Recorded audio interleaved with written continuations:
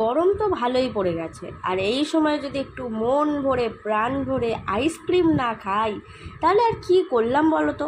চলে গেছিলাম অরুণ আইসক্রিমে, যত আইসক্রিম ছিল সব প্রায় তুলে নিয়েছিলাম একটা একটা করে। ফার্স্টেই আমরা ট্রাই করেছিলাম 5 টাকার আইসক্রিম দিয়ে, একটা কটন ক্যান্ডি আর ভ্যানিলার ফ্লেভারের ছিল।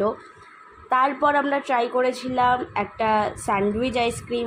আসলে অরুণ আইসক্রিমের কিছু কিছু আইসক্রিম আছে যেগুলো খুবই ভালো লাগে, আমরা আগেও ট্রাই করেছি।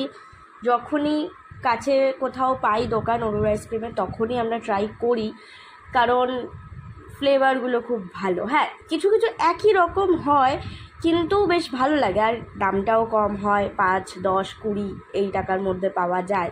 তারপর আমরা ট্রাই করে নিয়েছিলাম একটা কাঁচা আমের পপসিকল মতন, ওটাও ভালো খেতে ছিল।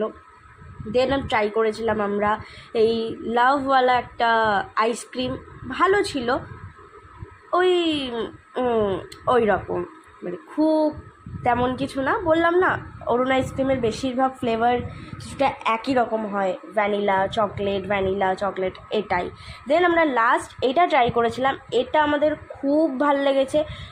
এটার 3খানা ফ্লেভার ছিল, সব থেকে ভালো লেগেছিল নিচের ম্যাঙ্গো ফ্লেভারটা। উফ, আমি নিজে ম্যাঙ্গো খেতে পছন্দ করি না, বাট এটা ও মাই গড খুব ভালো লেগেছিলো। আমাদের রিয়াকশান দেখে মেবি বুঝতে পারছো। তারপর আমাদের মাথায় ভূত চেপেছিল, আরও টাকা নষ্ট করতে আমরা চলে গেছিলাম কোয়ালিটি ওয়ার্ল্ডসে। সেখান থেকে কিছু আইসক্রিম কিনে আমরা মাঠে বসে বসে খেয়ে আমাদের মন প্রাণ সব কিছুকে শান্তি দিয়েছি আমরা।